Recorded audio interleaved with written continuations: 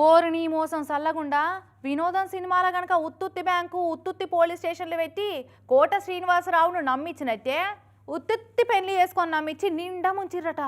గా సత్యసాయి జిల్లాలుండే ఒక పెళ్లి గాని సీనియర్ బ్యాచులర్ అన్నను. పాపం అన్న బాధ చూస్తుంటేనే మస్తు బాధ అనిపించవచ్చింది. ఇగో ఈడ పిల్ల మెడల తాళి కట్టి తలంబ్రాలు వస్తున్న పెళ్లి కొడుకు పేరు వేమారెడ్డట.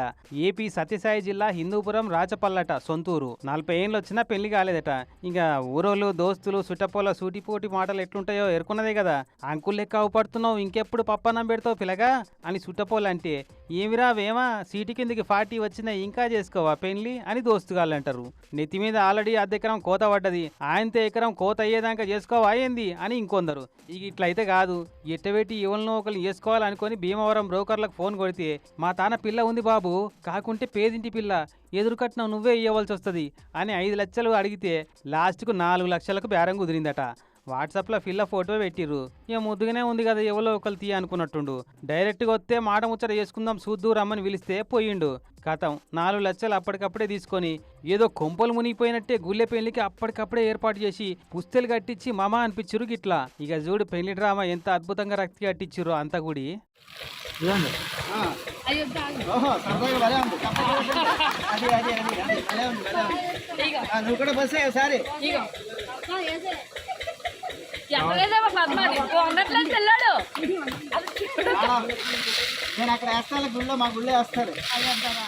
గుడిలో లగ్గం చేస్తుంటే దుబారా ఖర్చు తప్పిస్తందుకు ఆలోచిస్తున్నారేమో అనుకున్నాడు.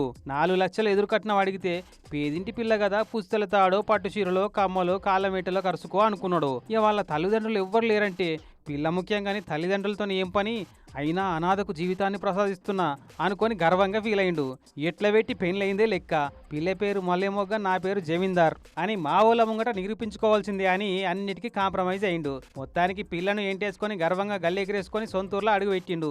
ఇన్నేళ్ల ఎదురు చూపులకు ఫుల్ స్టాప్ పడ్డట్టే, బ్యాచులర్ అనే బిరుదు మలిగిపోయినట్టే, నీలపు బాల వైఫ్ ఆఫ్ వేమారెడ్డి అని కొత్త స్టేటస్ వచ్చినట్టే అని మనసులో మస్తు మురిసిండు వేమారెడ్డి అన్న. ఇక తర్వాత జరగవలసిన కార్యం కాడ అసలు డ్రామా షురు అయింది. పానం బాగలేదని మనసు బాగలేదని పిట్టకథలు చెప్పి కావాల్సిన కార్యం పోస్ట్ పోన్ చేసిందట. సరే పెళ్ళి అయితే అయింది కదా కక్కుర్తి ఎందుకు అనుకొని 15 రోజుల దాకా సైలెంట్గా ఊకుండు. సీన్ కట్ చేస్తే ఏమండి నేను అర్జెంటుగా భీమవరం వెళ్ళాలి, మా అమ్మా నాన్నల ఆరోగ్యం బాగలేదని పట్టుబట్టిందట. అదేంది నీకు తల్లిదండ్రులే లేరన్నావు కదా అని అంటే మా వాళ్ళకు పెళ్లి ఇష్టం లేదు అందుకే అట్లా చెప్పినా అని బొంకి రైలు బండి ఎక్కించి భీమవరంలో దింపిందట. నాకు పెళ్ళైన సంగతి మా వాళ్ళకు తెలియదు, నువ్వు ఇక్కడనే ఉండు, నేను ఇట్లా పోయి మా వాళ్ళని చూసి అట్లొస్తా అని పోయిందంటే కథం. అట్లా పోయిన భీమవరం బాల ఇగరాలే అగరాలే. ఫోన్ కొడితే స్విచ్ ఆఫ్, బ్రోకర్లకు ఫోన్ కొడితే వాళ్ళ ఫోన్లు కూడా స్విచ్ ఆఫ్. భీమవరంలో ఆ పిల్ల చెప్పిన అడ్రస్కు పోయి ఎంక్వైరీ చేస్తే అదొట్టి ఫేక్ అడ్రస్ ఏం తేలిందట. ఇక అప్పుడు బుద్ధునికి బోధి చెట్టు కింద జ్ఞానోదయం అయినట్టు ఈ వేమారెడ్డి అన్నకు భీమవరంలోనే సగం జ్ఞానోదయం అయిందట. ఆ అమ్మాయి మా దగ్గర ఉన్నది కేవలం 15 రోజులు మాత్రమే ఉంది. 15 రోజుల తర్వాత అమ్మాయి నేను ఇంటికి వెళ్ళిపోవాలని చెప్పేసి అడిగింది. సరే అని చెప్పి నా వాళ్ళ ఊరికి తీసుకెళ్తే వెళ్తూ రైల్వే స్టేషన్లోనే నన్ను వదిలేసి నాకు ఆ అమ్మాయి ఇంటి అడ్రస్ కూడా చెప్పకుండా ఆ అమ్మాయి వెళ్ళిపోయింది.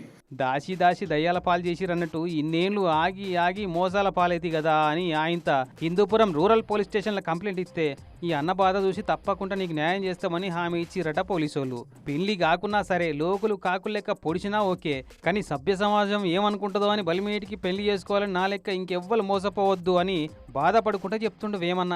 చివరికి చనిపోవాలన్న ప్రయత్నం చేసినా కూడా నాకు అమ్మ నాన్నలు గుర్తుకొచ్చి నేను ఇంటికి వచ్చాను. ఇంకా చివరి ప్రయత్నంగా మన హిందూపురం పోలీస్ స్టేషన్కి వెళ్ళాను. వెళ్ళి అక్కడ కంప్లైంట్ ఇచ్చి సార్ వాళ్ళు స్పందించారు. మేము వాళ్ళని అంతా పిలిపించి ఎంక్వైరీ చేస్తాం బాబు, నీకు న్యాయం చేస్తామన్నారు. మిగిలిన పెళ్లి కానీ అబ్బాయిలందరికీ కూడా ఈ సమాచారం తెలియాలని నేను ఈ వల్ల వచ్చి మీడియా ముందు ఈ విషయం చెప్తున్నాను. ఈ పెళ్లిళ్ళు సలగుండా అయితే ఒక బాధ కాకుంటే ఇంకో బాధ అన్నట్టే ఉంటదమ్మా. కానీ ఇదే మోసం ఒక ఆడపిల్లకి జరిగితే మహిళా సంఘాలలో ఊకుంటుండేనా? రచ్చ రంభంలో చేసి పిల్లగాన్ని పిచ్చోని చేయకపోవు. అవి అందుకే ఆడోళ్ళకి అన్యాయం జరిగితే ఆదుకునే మహిళా సంఘాలు ఉన్నట్టు ఇప్పటికన్నా మగోళ్ళకు మోసాలు జరిగితే ఆదుకునే పురుష సంఘాలు పెడితేనే మంచిగా అనుకుంటున్నారట ఈ వేమారెడ్డి అన్నకు జరిగిన మోసం ముచ్చటరికైనా సాటి మగ సమాజం అంతా.